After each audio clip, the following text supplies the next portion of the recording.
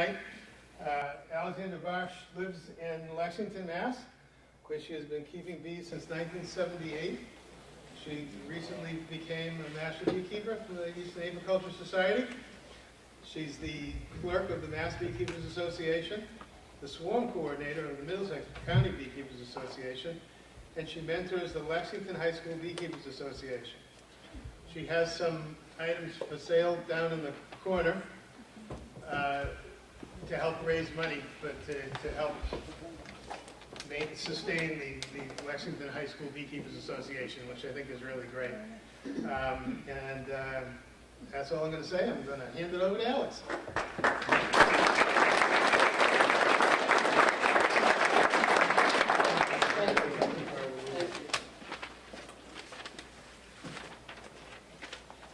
I also didn't put in there, but I was the Massachusetts Honey Queen in 1984. So, when I started beekeeping in the 70s, I was a teenager at Lexington High School. And it was me and a bunch of old farmers in Middlesex County, most of whom are dead now. I'm still kicking. But I've been keeping bees for a very long time. I'm also an attorney. And as Rumpel of the Bailey says, there's no court that I am not prepared to speak in. So I'm happy to answer questions on any subject. I have a lot to say about some of the things that Ed was talking about, the legislation, the new regulations. If they make, right now, you can register your hives. It's not mandatory, but you can. I do, because all the bee inspectors are friends of mine and they get to do the heavy lifting, and it's fun to see them once a year when they come and help me inspect my hives.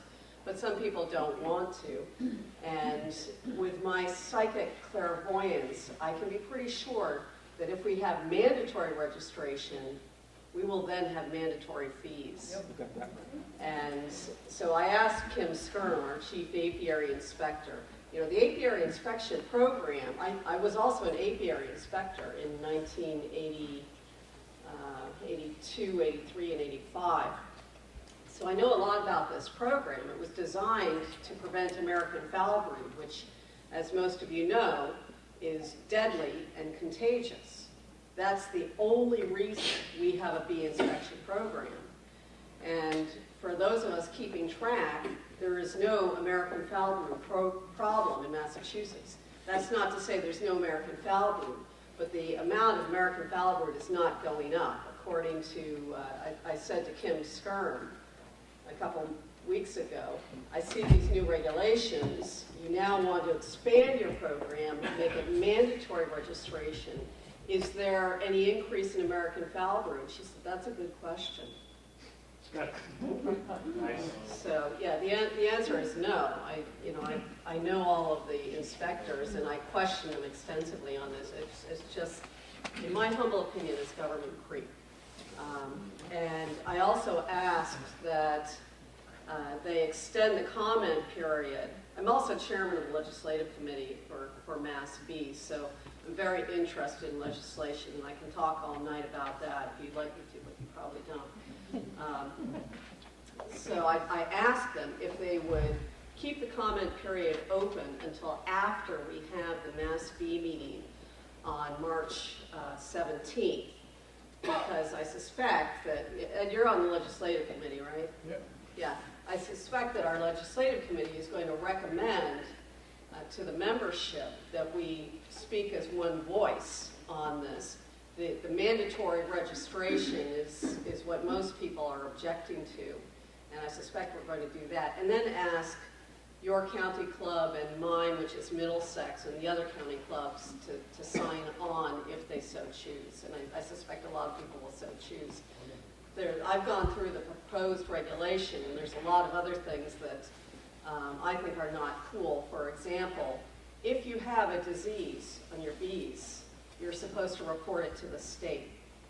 Well, if you, like I, sell honey, do you want to put on a public record with the government that your bees are diseased?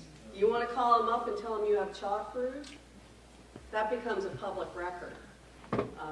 And you know, they're not going to do anything about it anyway. It's just record keeping, so. Doesn't affect the honey that gives you a bad name. Right, yeah, it gives you a bad name. Somebody looks it up and says, oh geez, you know, they reported chalk fruit every single year. I don't know what that is, but I sure don't want to eat it. Right. So there's a whole lot of things, and we'll be, you know, stay tuned, because Mashpee will be talking about it. Maybe we'll ask you to sign on to a letter. So I'm going to tell you some things about me, since I've been around for a while. One of my friends is Anita Deely, who's a bee inspector, and I said, boy, you know, beekeeping, you just go 10 different directions. And she said, yeah, that's what I like about it. And at this point, that's kind of what I like about it as well. I'm going, you know, I formed an LLC with my daughter, and we're doing candles and honey and encaustic painting. Do you guys know what encaustic painting is? Who knows what encaustic painting is? What's encaustic painting? You did it. She did it? You do it? Yeah, it's fun. What I did with the tea, but it's basically. It's encaustic painting is thousands of years old. People used to paint with encaustic materials. A paint made 90% beeswax, 10% damar resin. The damar tree is a Middle Eastern tree. And as you know, our bees originated in the Middle East. You go to the Museum of Fine Arts, a lot of the, like a Etruscan grave art on wood is made out of beeswax. So now I'm going every different direction. So I had my bees pose for this morning when I was putting together this talk. This is my 2-frame observation hive is hanging in there. I wasn't sure that they would go all winter, but they are. I mean, it's just 2 deep frames with glass on either side, and they're perking along. And so I put above it, since Ed asked me to talk about spring management. This is one of my favorite books, Early Spring in Massachusetts, by Henry David Thoreau.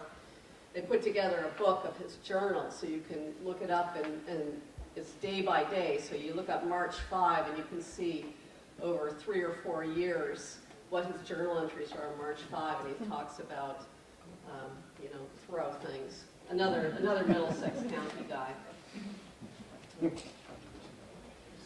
This is another thing that I do. I am now over 50, and there's a lot of heavy lifting. When I started beekeeping in the 70s, there was a pretty standard hive style that we were all using, and now people are using top bars and all kinds of things. But back then, we started with a system. I learned to keep bees from a guy in Concord who taught at Drumlin Farm, the Audubon Society in Lincoln.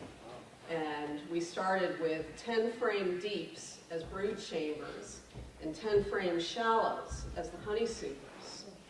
And so I started buying equipment that way, and I just never changed. I still do that today. I know a lot of people are using mediums because they're a lot easier to hoist around, and you don't have to have 2 different sizes. And I know people are doing top bars. I don't quite, I'm not a big fan of the top bar in this climate.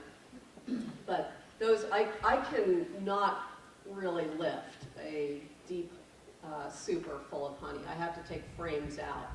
You know, when those are full, they're 70 or 80 pounds now. So I got this great idea. I've got a kid in high school. I'll encourage her to start a Beekeeper club, and maybe I'll find some young people to help me. So this is the Bead Club, and this is I have about half a dozen apiaries around Lexington, Massachusetts. And the blonde at the back is my daughter Anastasia. And one thing that has changed since the 70s, back in the 70s, you tell people you keep bees, and they would look at you like you just said that, you know, you keep tarantulas. I got comments like, why would anyone want to do that? Now we're cool. She had, you know, they had one of these fairs at the high school where you can sign up for clubs. She had over 100 people in Lexington High sign up for this bee club. And you know, people, it's the best of times, it's the worst of times, as Dickens said. It's the best of times. More people than ever think bees are cool, love bees, are aware of them, know that they're important. On the other hand, having the long view, I can tell you it is so much harder to keep the bees alive. And each year, it seems to me, it gets a little bit worse. This is the worst year that I've ever had. I had about 50% of my bees dies over this past winter. Yeah, and last year I got 100% through. And you know, believe me, I'm a beeaholic. I study this stuff, and I usually have a very substantially higher rate of survival than the average beekeeper around here. But it's just getting tough. You know, you're probably well aware of the problems that we're having. So this is the Bee Club, and because I'm a shameless capitalist, I said, you know, rather than trying to go through the Byzantine procedures for the high school, I said, I'm just going to, and there's all kinds of insurance things, you know, they can't actually touch bees officially. And so I said, fine, we're going to use my bees, and those are a couple of hives back there that I run, and I'm just going to bankroll the club. And so I am literally selling soap. And here's, this is one of the things that I do. This is goat milk and honey soap. And there's a table at the back with a coffee can that says honey money on it. You don't want to go home. You don't want to face your wife without one of these, because they smell good and she'll appreciate it. And the same with your husbands. You know, they probably need these too. Everything is $5. So I'm just making it easy. Put $5 in the can, and I've got several different sizes and shapes, and but they're all basically goat milk and honey with honey from my apiary in Lexington. Okay, so that's my commercial message, so I'll go on from there. This is a slide that I put up partially to give you some background and partially to impress you. People, yeah, that's Mike Palmer in the middle, and Ken Warchall, another bee inspector.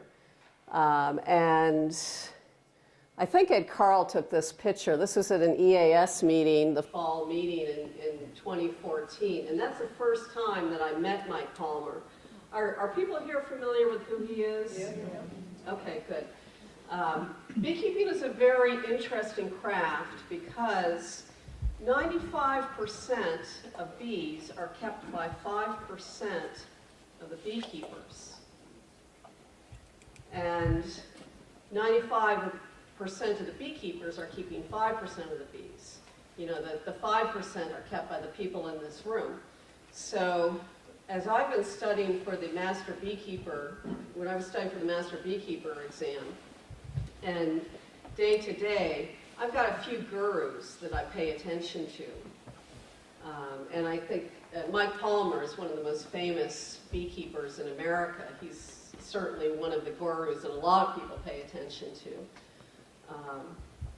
And I didn't make up a slide with some of the others, but there are a few other, if people are interested in studying from some really great, there's Reed Johnson at Ohio State. He gives a wonderful online course, brilliant guy. Another guy that I'm paying attention to on a regular basis is Ian Stepler. Has anybody heard Ian Stepler? Yeah. Isn't he wonderful? He writes a blog, and he's recently turned it into YouTube videos rather than just a weblog. He's a commercial beekeeper in Manitoba, Canada, and he's just going from good to great. I think he's going to be the next Mike Palmer as far as imparting knowledge. And you have to take some things with a grain of salt, because these guys know a lot more than we do, because they're living, eating, and breathing it on, wholesale by hundreds and thousands of hives. On the other hand, they do things that we can't. Mike Palmer talks about using push-in cages to introduce queens. Well, that's all fine, but it's not always practical if you're a sideline or a hobbyist beekeeper. And Ian Stepler up in Manitoba, he puts his bees in sheds. A lot of these people, the big guys up north, will put their bees in sheds over the winter so that they decrease in mortality.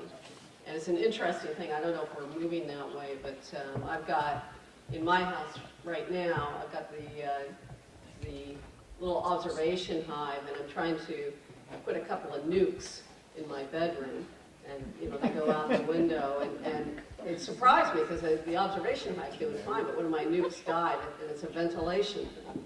You have to start thinking about the carbon dioxide and the moisture level, and of course how much they can eat. But it's something that I'm going to keep working on.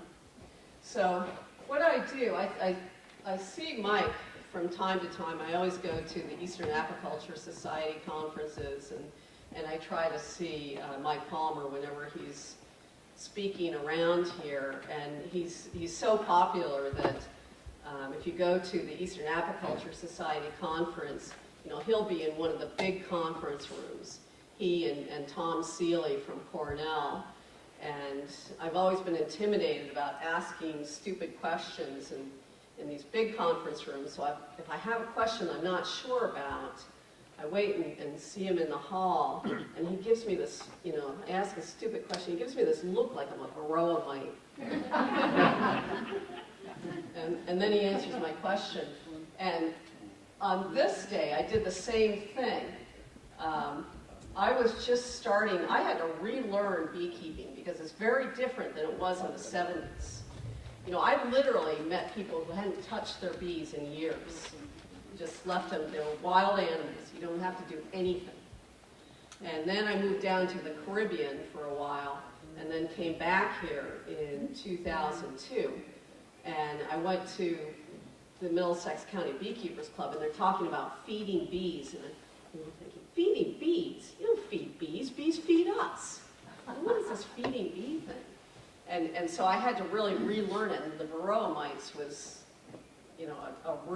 I learned fairly soon that you can't be casual about Varroa mites. So that day, I said to Mike Palmer, do you wrap your hives? Because you can read everything about people who wrap their hives and people who don't, and he gave me the look. And said, yeah, go see my YouTube videos. He has a whole series. He doesn't write a blog or write books or anything. He just lets people video him. So that's how you get his knowledge. And when I was studying for the Master Beekeeper exam, I must have watched his videos, each one 5 times. You just get more and more out of them every time you watch them.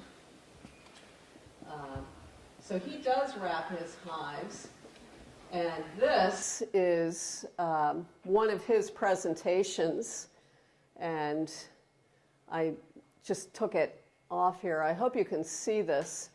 I'm jumping back a little bit. I'm going to talk about spring management, but I'm going to hit the highlights of what you got to do to get your bees to spring. And the highlights that I'm going to mention are keeping them warm, keeping them fed, and increasingly, we've got some varmints that we have to deal with. Yeah, thank you. That helps. Okay, so this is Mike Palmer's slide presentation. This is one of his apiaries. He lives in St. Albans, Vermont, which is on Lake Champlain, right up next to the Canadian border. And he says, I'm an old-fashioned beekeeper, and he really is. He learned from Charles Mraz, who's very old school, and Mike is getting fairly, he's no spring chick himself at this point. But so he's using the tar paper wrap with a string, and you can kind of see on the side, he has several slides about keeping a top entrance and keeping a bottom entrance. And most of us are still doing that, although I'll tell you that Tom Seeley, who is another one of the most famous beekeepers around, he was giving a presentation at EAS, and I always try to keep bees as close as they are to a natural environment because, like people, we've evolved over 130 million years. The bees split from the wasps about 130 million years ago. And they've evolved to live in trees and eat certain foods, eat the angiosperms of flowering plants. So I'm always looking to see, how they live. And Tom Seeley is doing the same thing at Cornell. He's trying to replicate how a bee lives in nature. And he said, and he spoke this past summer right after Mike Palmer. And Mike Palmer is, showing these slides, and then Tom Seeley gets up and he says, no upper entrance. There's no upper entrance in trees. The upper entrance is a completely artificial thing. Don't do it. So then, another one of my humbling moments with Mike Palmer, I get him out in the hallway. Mike, you say upper entrance. Tom Seeley says no. What are we going to do? And he gives me the look and says, I'm an old-fashioned beekeeper. And I've thought about this and thought, what are we going to do? And I've decided to keep the upper entrance because the difference between these hives and a tree is that the entrance in a tree, according to Tom Seeley, the optimal place for the bees is 20 to 30 feet up. Maybe it's 15 to 30 feet up. He did a whole study in Cornell, putting boxes at different heights. And in our laid straw hives, the entrances are about 6 inches off the ground. So if you want to keep your one entrance 15 feet off the ground, by all means, use one entrance. If you're not, I'm with Mike Palmer, use 2 entrances.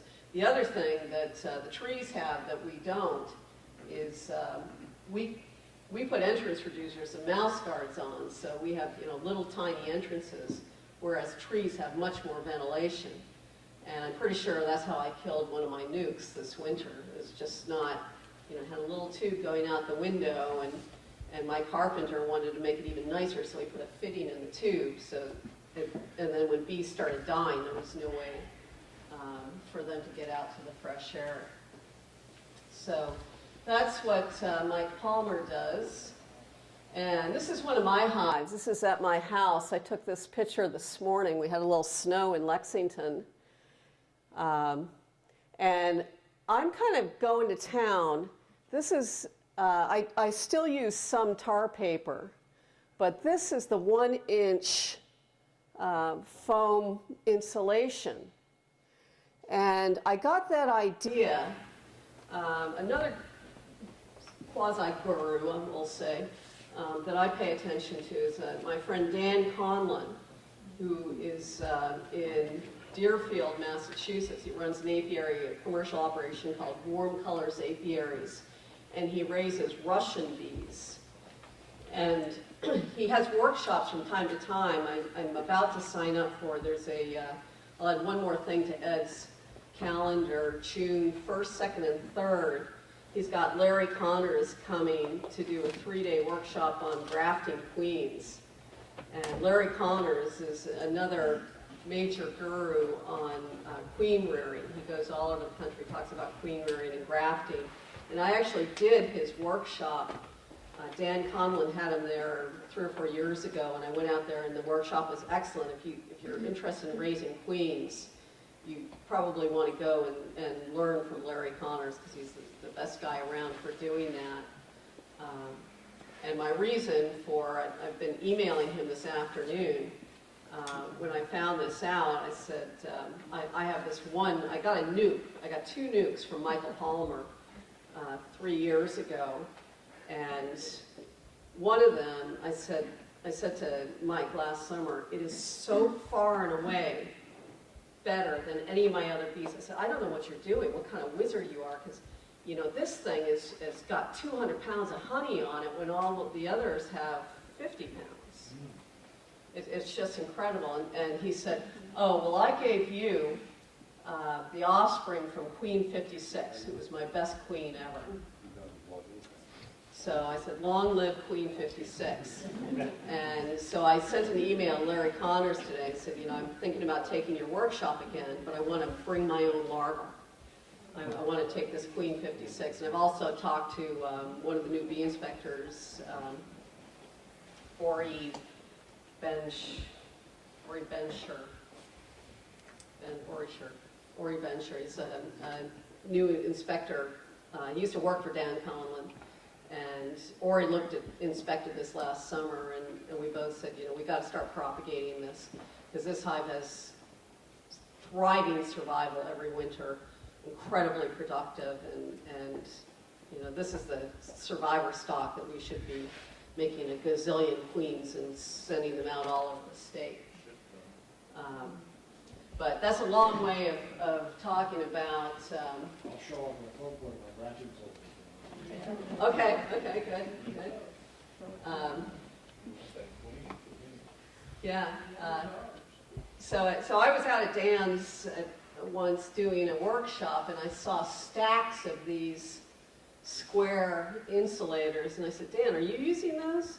And he said, yes, we use them. He has hundreds of hives. He said, we just use them on the breeding stock.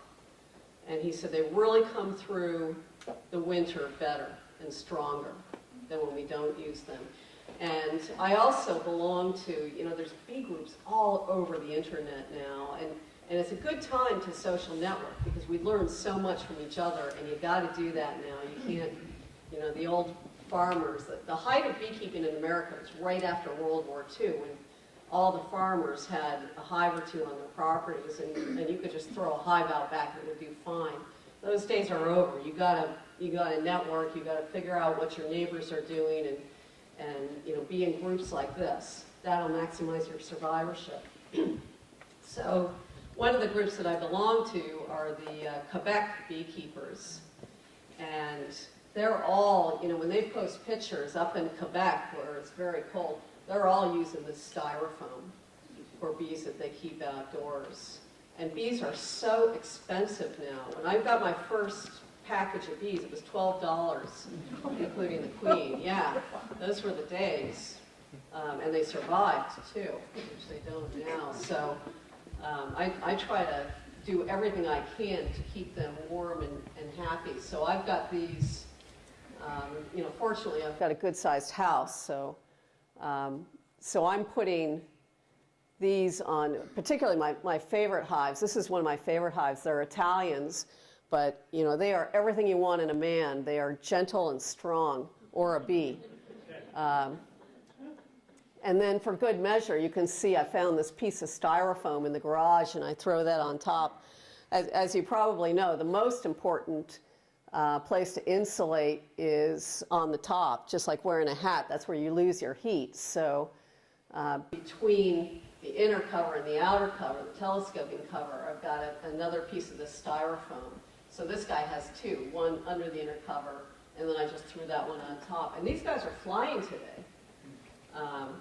Yeah, my bees are flying and bringing back pollen. I thought about finding a picture of the pollen they're bringing back, and I looked around. Of course, Ed's already done it. He has a picture of the bees coming back with bright yellow pollen, which I guess is coming from the maple trees or the skunk cabbage or something. You know, where do you get pollen in February? But they are. Crocuses? Yeah, my crocuses aren't up yet. Hazelnuts? Okay. Witch hazel. All right, so,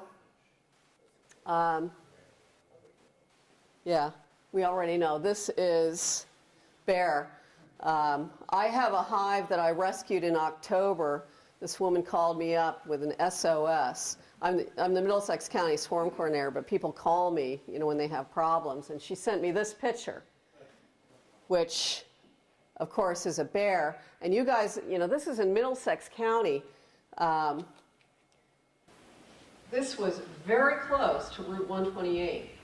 And knock on wood, because I live in Lexington, not plastic, they haven't crossed Route 128, at least not into my town.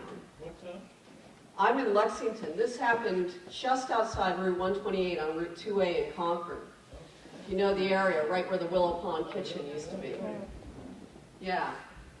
So they are moving in. And, you know, Dan Conlon has to have electric fences all around his bees. And they're not cheap. You know, you guys probably have them already. I don't know. But here's a slide of the black bear population in Massachusetts. You can see back when I started, there was 100 bears in the state. We didn't even think about it. And now these yellow towns are places where they've seen bears. And this is 2011, there were 4,000 to 4,500 bears. And there's probably a lot more now. They're just everywhere. So they are crawling in. And for people like me, I keep 6 apiaries of maybe 2 or 3 hives around Lexington. It's going to be bad news. We're going to have to change the way we keep bees. The hive that, this hive is on a roof on my house. So, hopefully the bears won't get there, but I don't know, maybe they will. It's on a flat roof. Okay, so this is my house. The apiary is above the garage. You can see a flat roof. I put a big planter with those trees there, so right now you're kind of standing on the road taking the picture up there to hide it from the neighbors, and that's also why I painted them to look like bricks. I'm a great believer of out of sight, out of mind for bees. If your neighbors don't know you have bees, there's no problem. If they know, they're scared. Yeah. But the reason I put this up, the other thing that Mike Palmer said, and as I said, he's up next to the Canadian border. He wants his hives to weigh 160 pounds going into winter. Yeah, that's a lot of honey. And I'm right in there with him. I winter with, it's a little bit difficult to see because this is wrapped, but right now I'm using 2 deeps and a medium on top of it. That's a lot of honey. But I want to make sure they're warm and they're fed. And one other thing that Tom Seeley said, I think Tom keeps a lot of observation hives up at Cornell. You hear these things that you kind of been thinking about for years, and then somebody like Tom Seeley says them, and you say, amen to that. He said, don't mess with your bees in the winter. Now, I'm sure that's going to be controversial. I'm sure there's people listening to me today that are throwing the patties in every couple of weeks. And that's the way, people in our club in the Middlesex County would say, you don't just leave your bees all winter. Every couple of weeks or something, you check on them, you throw in, they have the winter patties, which have no pollen in them. And then after the winter solstice, you can throw in some patties with pollen, because now they're going to start rearing brood. And, having done this is another thing, that having a long view, I'm thinking, I don't dig that. Bees, you mess them up when you start opening the cover in 10 degrees. And that's what, to my happiness, that's what Tom Seeley said. He said, he's watching them probably in an observation hive, and says, when you take that lid off and it's winter cold, you mess them up for days. And I said, that's right, and I believe that. So what I'm doing is, I just leave it alone. I leave them a lot of honey, more than I think they'll need. If Mike Palmer needs 160 pounds up in St. Albans, Vermont, if I have 2 deeps and a medium full of honey, that should be far and away fine for Lexington. Plus, extracting is a pain anyway. I'm always happy not to extract. So this is winter. This is my recommendation. I was going to send you a slide. Last week I was in St. Thomas with my friends. That's where I lived before I moved back here. The weather's considerably nicer, although the bees are Africanized. So I actually kept some Africanized bees down there. That was very interesting. I don't recommend it. But chill out in the wintertime. Here's my rooftop apiary over the garage, and this picture is a few years old. I was using that, I change my methods all the time, as it's always a moving target in this game. I was using that silver bubble wrap stuff you get at Home Depot, and wrapping them in that, and then putting, you can see inner covers between. I put a super on top and bags of leaves. That's what our great-grandfathers used to use for insulation on houses. Take the autumn leaves and put them underneath your house or around your house. They're great insulation. And you can see there's a couple spots in the snow. There's always a few that fly out. But that's my just leave them image. And, oh, this is what you should be doing in the winter time. Getting your equipment ready. Now, everybody has a different idea of luxury. 5-star hotels, cruises, 3,000 thread count sheets. This is luxury. This guy over here, I have a few businesses. And so right now I'm using James. And that's James bending over a medium super. Luxury is having an assistant to clean and organize your apiary. That is wonderful. And I had a lot of equipment. You know, as I mentioned, I lost, when we had that 70-degree day, and I can't believe it, James is not afraid of bees. You know, James and I went around, and anything that was a dead out came into the garage. So then James is scraping down, you know, cleaning everything up, pulling all, he calls the frames slides. I can't stop him. I told him a few times, they're frames. Okay, I'm going to just put all the slides out here. I'm going to put like to like. I said, right. Okay, you do that. So he's pulling all the frames out, and you can even see he's put 3x5 labels at the bottom of the stacks. Like, you know, the one stack is just shallow supers with foundation, and one thing that I learned from Mary Duane, another, you know, we've got 3 master beekeepers in Massachusetts. There's me here in the Boston area, got Mary Duane in Worcester, and Karen, what's Karen's last name? She's in Amherst. She just took the test last, I'll think of Karen's last name in a minute. She took the test last summer and made it, so you know, we have 3 queens. We don't fight. We got the state covered. And I used to extract and then put the empty supers out, and you know, I've got Italians mostly, and they were into robbing, and I just hated it. And Mary Duane says, oh, I put mine away wet. So you can see there's a lot of supers there wrapped in garbage bags, so I put them away wet now as well. And then I just put them back on. The honey doesn't ferment. It all works out well. And I put them in, I have this weird spaghetti garage. I have an inner garage and an outer garage, and I put them out here so everything freezes. So you know, any wax moths get frozen. So, and then I've got my bookshelf full of super nukes. So that's what you do in the winter. And if you want to mess with your bees, you know, most of us, we just got to know whether the bees are alive or not. Do it in a non-invasive way. And here's a trick that I learned from Ed Szymanski. Using this little FLIR gizmo. It's an infrared that you can stick onto your iPhone or your Android. And it's a little fuzzy here, but you can kind of make out, this is a picture of the hive, infrared camera, and then the bright orange spot are the bees. So you can use these non-invasive ways.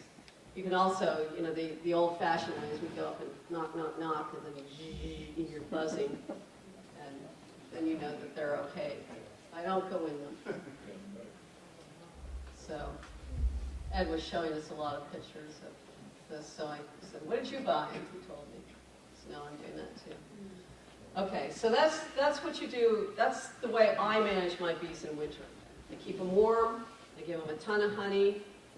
Thank God I don't have bears, but you've got to protect them. Otherwise, you're going to be, you know. We actually saved this woman who had a bear attack. She had 2 hives, and one they killed, and the other, I said, pick it up right now. Don't wait. The bear will be back, and bring it to me in Lexington. And she did, and I wrapped it up in tar paper, and you know, God bless it, the thing is still alive. So we're very happy about that. So I put a bunch of frames of honey in and fed it, and you know, the thing is doing pretty well. So this is the one flower I have right now. I ran out this morning and took a picture of it. That is a snowdrop, right, right. I have one snowdrop. I haven't seen any of the bees on it. So now we're in early spring. So now we can start some early spring management. Okay, so now we have to go to the second part, some technical difficulties.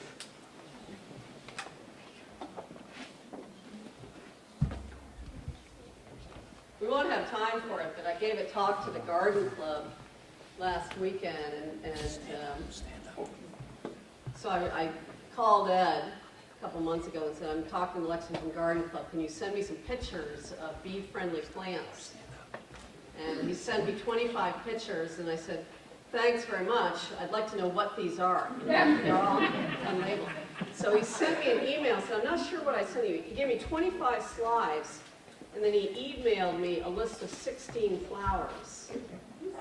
And yeah, so I thought, what do I do here? Should I, you know, so I was about to call Ed again and say, no, look, you got 25, you got to match them up. And I said, I don't need to do this. I'm talking to the garden club. So we're going to have a game show here.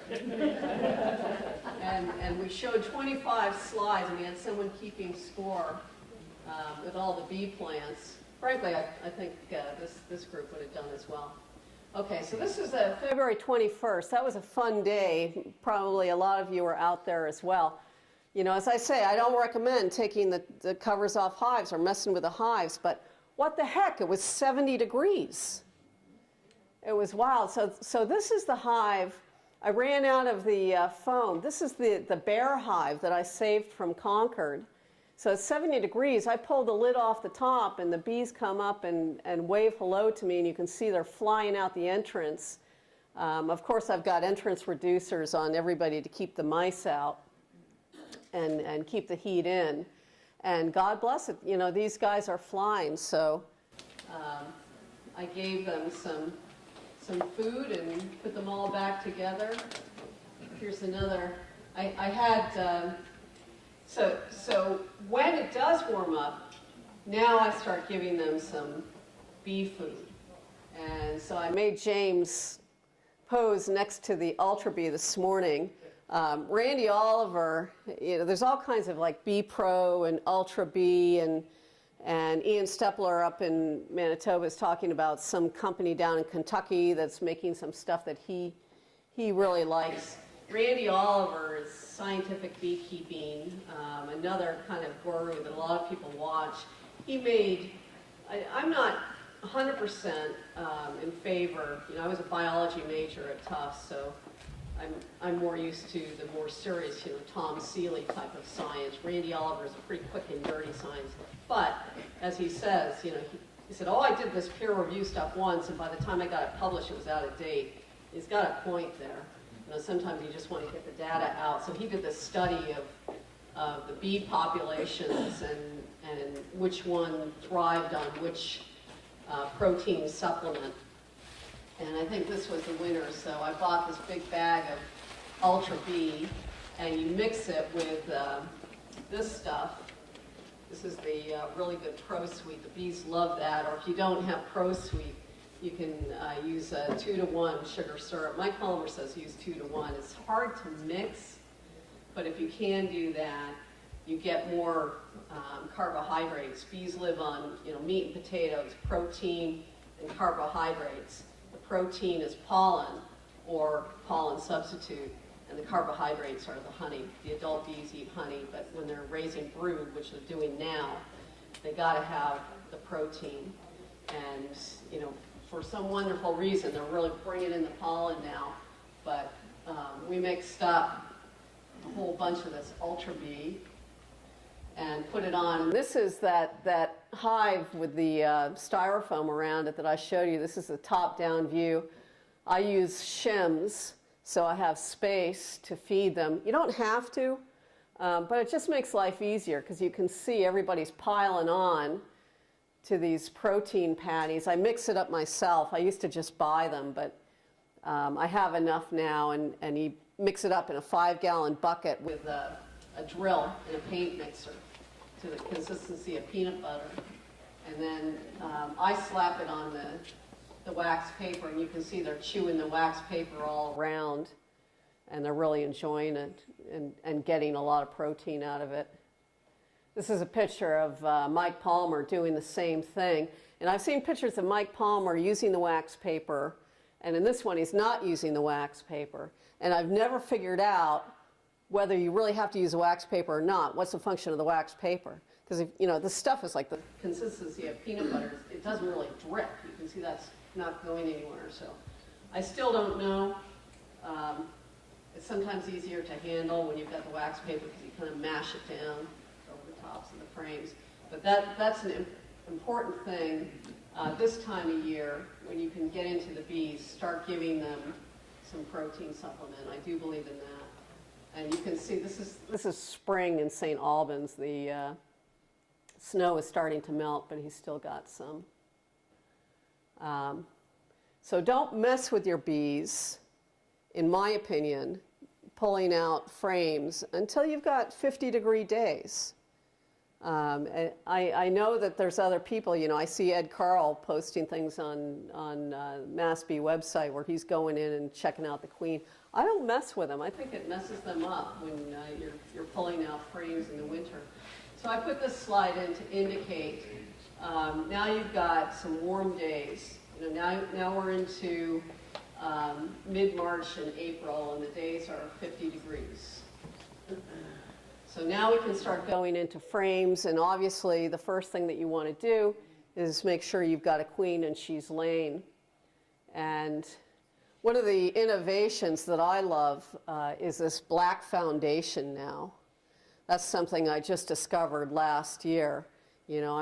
I'm watching this black foundation, but holy smokes, I got to the point, I didn't wear glasses for a long time. Now I'm wearing bifocals. I cannot see those eggs. And, I'll stand there, and there's a way to do it. I think I was watching Randy Oliver or somebody, showing how you stand with the sun coming over your shoulder, so it's shining in, and hold them up like this. I still couldn't see them. I used to be able to see them fine, but now I can't because black foundation is great. I don't think it has to be. Yeah, I am so lazy now. I can't believe the way we live now. The fact that you can buy a frame already built. I mean, how many people remember when that wasn't even available on the market? You had to buy frames and put everything together yourself. There was no such thing as buying built frames. And I just feel so decadent when I buy them, but I do. Now that I'm older and have more money than time, I'm buying them. I've literally, gotten the call from the post office, your bees are here. Okay, I'll be right down. Run down to the basement, build 10 frames, put them all in a box. When the bees arrive, you want to have your frames together, but that doesn't always happen. But now I've got, a whole garage full. Oops, what did I do? Okay, so that's job one. Make sure you have a queen. And you may have an elderly queen, and you got to be ruthless about this. You can't, if your queen is not laying very well. This is a slide from Ed Szymanski, which I borrowed. If you don't have a good laying pattern, you've got to requeen that, because that can be a huge problem. This is a nice slide showing all the different kinds of pollen on the left and the brood, of course, on the right. And every year you have this catch-22 in that you would really love, we should be using northern queens. Don't be buying queens from down south. If anybody's a queen dealer here, I apologize. But the more northern bees you can buy, the better off you are.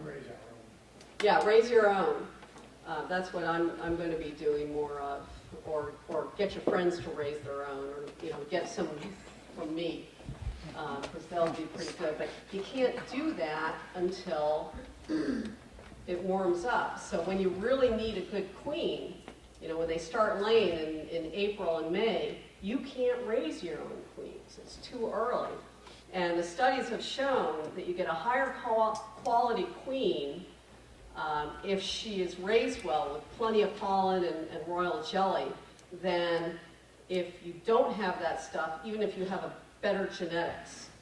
So you can't take a fantastic queen and start raising fantastic queens in March. It's not going to work. You have to, just another example where you try to mimic nature. You should be raising queens when the bees are raising queens. And then, of course, you don't need to raise queens because they've already done it. But there you go. That's the annual catch-22 of queen raising. What's that? I was asking you when we start. We started on Yeah, you gotta wait till you get a real good pollen source. Second thing you gotta check for is disease. Anyone want to name that tune? American Foul Brood, yeah.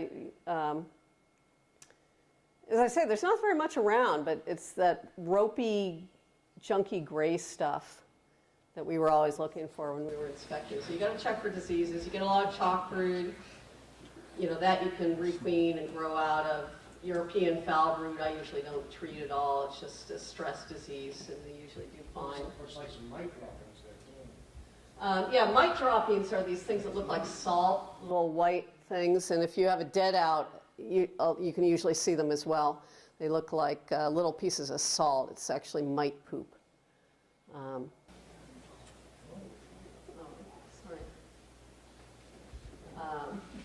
Okay, and this is a yes, this is that same hive that was wrapped. That's the queen bee. She just went out. Yep. This is a picture the Boston Globe took of me, and even though I've got the Bugs Bunny grin, I love the picture because it makes me look thin. So we're going with that one. But the point of this is they did a story about swarms in May, which I really enjoyed. It was a great writer, and the photographer leaned out the window to take the picture. The photographer wouldn't come in the bee yard. So, but the point of this is I've got 3 shallow supers on. It's kind of hard to tell because I painted them like bricks so the neighbors wouldn't see. But super early and often, that's the number one thing. Don't just put 1 super on, put 2 or 3 on, depending on the strength of your hive. That's the number one thing you can do easily to prevent swarming.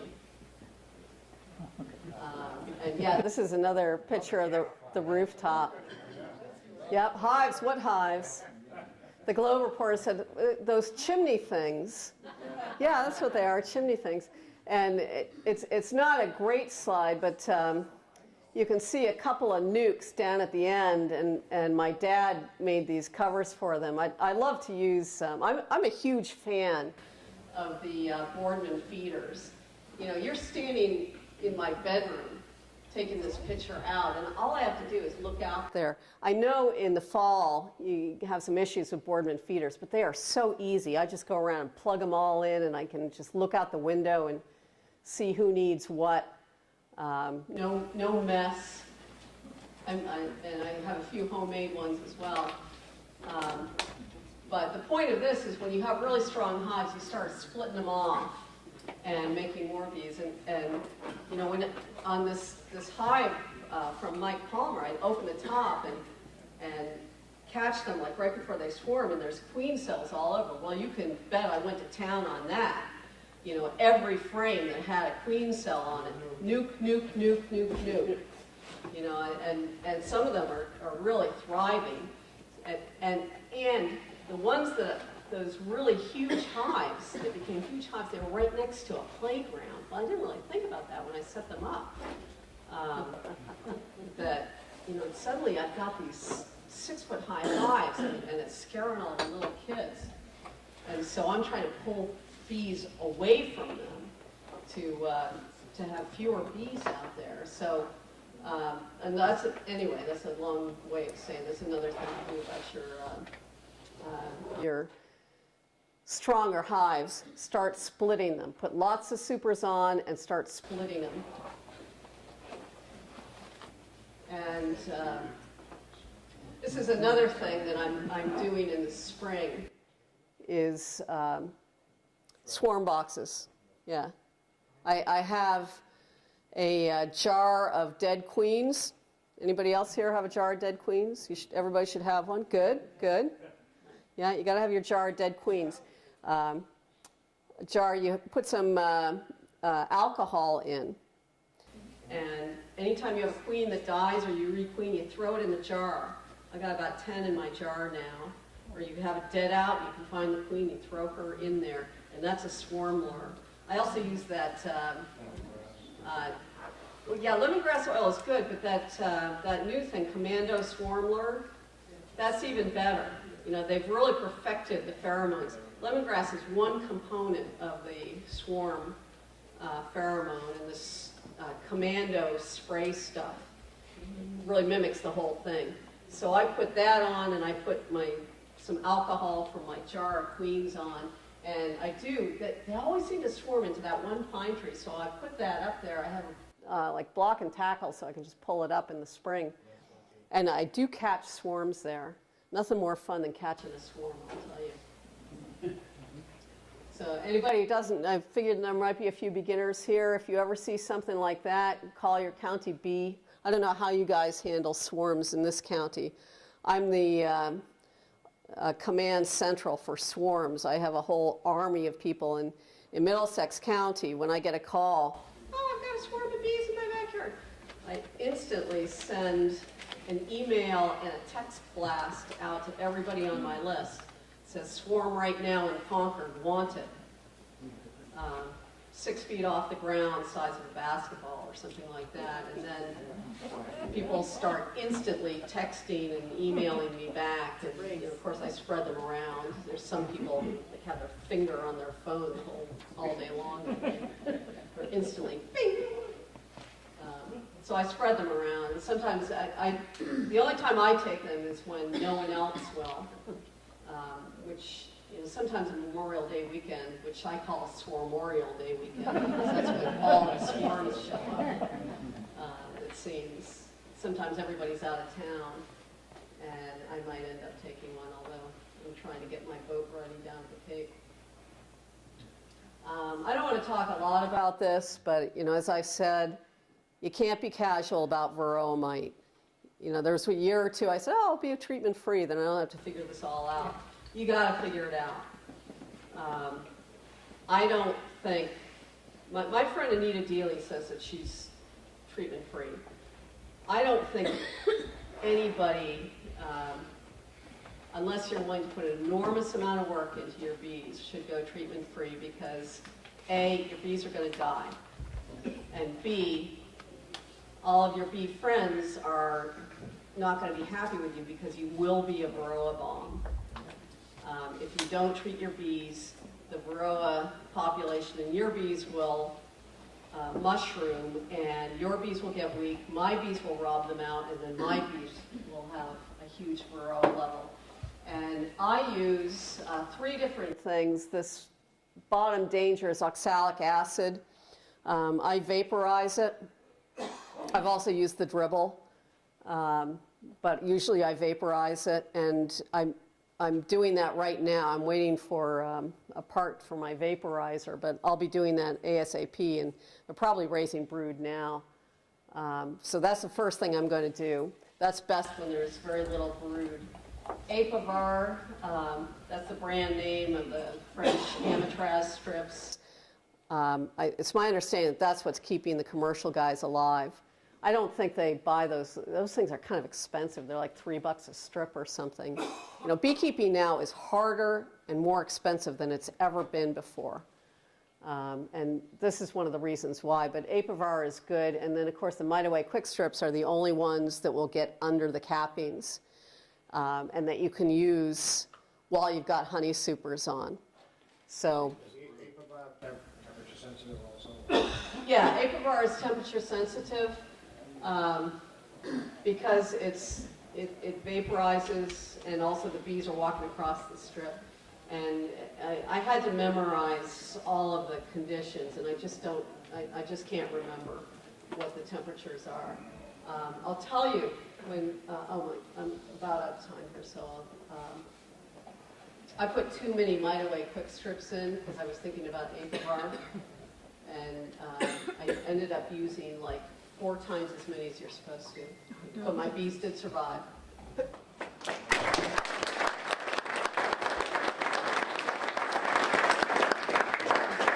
We're up against the 9 o'clock. I apologize for that, but I'm happy to answer questions. If you have any questions.